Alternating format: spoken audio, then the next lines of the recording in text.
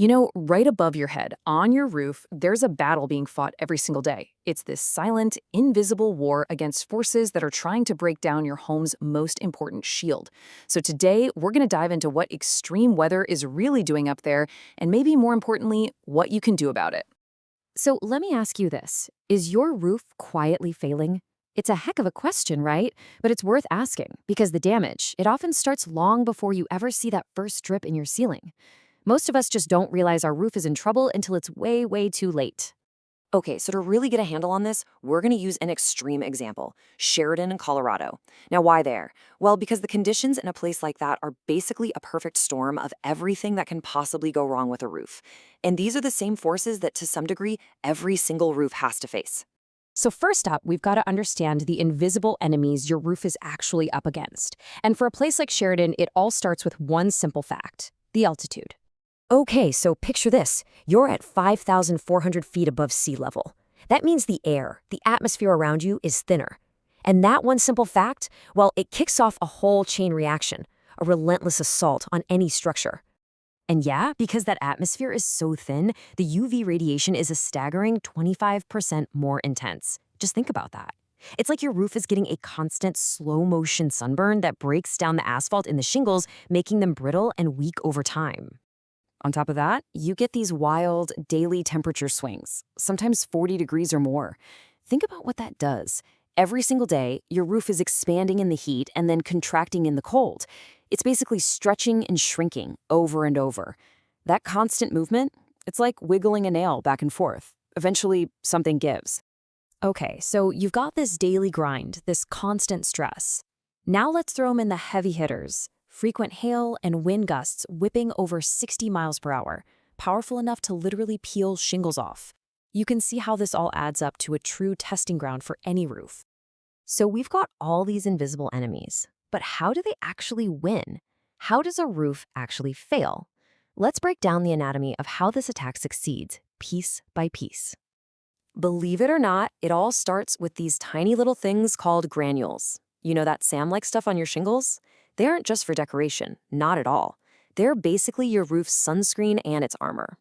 But things like hail and heavy rain, they act like sandpaper, just scouring them off.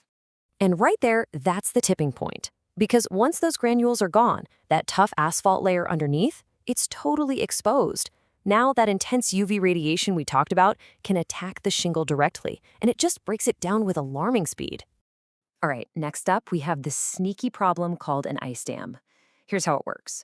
In the winter, snow melts on the warmer part of your roof. Then the water runs down to the cold edges and freezes again. This creates a literal dam of ice that forces water to go backward, up and under your shingles where it was never, ever meant to be. But get this, the attack isn't just coming from the top down. If your attic isn't ventilated properly, heat gets trapped up there and it can hit 150 degrees in the summer. That heat is literally cooking your shingles from below, while in the winter, trapped moisture can just slowly rot the wood that holds it all up. And this is where you can really see how a tiny problem just snowballs into a disaster. Year one, it's just a little hail damage, some lost granules, no big deal, right? But fast forward to year three, and that exposed spot is now cracked from the sun. By year five, an ice stamp pushes water into that crack. And by year seven, boom, the wood is rotting and you've got a major leak inside your house. It shows how a small problem you ignore becomes a catastrophe. Okay, that's a lot of doom and gloom, I know. But here's the good news. Let's talk about the solution. How do you actually build a defense against this constant attack? This is the homeowner's counter strategy. Your first and maybe most important line of defense is the shingle itself. And you have to know, not all shingles are built the same. It's not even close. You've got your standard basic shingles, and then you have fortified Class 4 impact-resistant shingles, which are literally engineered for this kind of abuse. So what in the world does Class 4 actually mean? Well, it means it survived something called the UL 2218 test, which is just brutal. They take a 2-inch solid steel ball and drop it from 20 feet, that's the height of a 2-story building, right onto the shingle. To pass, it can't show any signs of cracking or tearing. Your standard shingle? It fails. Class 4 shingles? They pass. But here's the thing. You could have the toughest shingle on the planet, but if it's not installed right, it's pretty much useless. For high wind areas, you need a stronger installation. That means using 6 nails, not 4. Making sure those nails go deep into the wood. And even hand sealing the edges on the most vulnerable parts of the roof. These aren't suggestions. For a durable roof, they're non-negotiable. And look, a great roof is more than just great shingles. It's a whole system, and there are 2 other pieces of this puzzle that are absolutely critical. First, an ice and water shield. Think of it like a waterproof gasket for those vulnerable spots.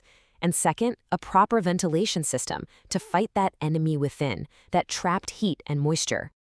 All right, so let's make this super practical for you. We're going to wrap this up with your homeowner's checklist. What are the telltale signs of trouble that you can spot yourself right now? And the best part? You can spot most of these right from the ground, no ladder required. Go look in your gutters. See a bunch of those little granules collecting? That's a red flag. Look up at your roof. Are the shingles laying flat, or are they starting to curl up or buckle? And of course, the obvious ones, missing shingles after a storm, or, heaven forbid, dark stains on your ceiling. These are the distress signals your roof is sending you. Don't ignore them. So, I want to leave you with this one last thought. Your roof, it protects everything you own. Your home, your family, all of your belongings. It's the single most important structure shielding you from the outside world. The real question is, who's protecting your roof? Knowing the signs and understanding the battle it's fighting every day, that's the first and most important step.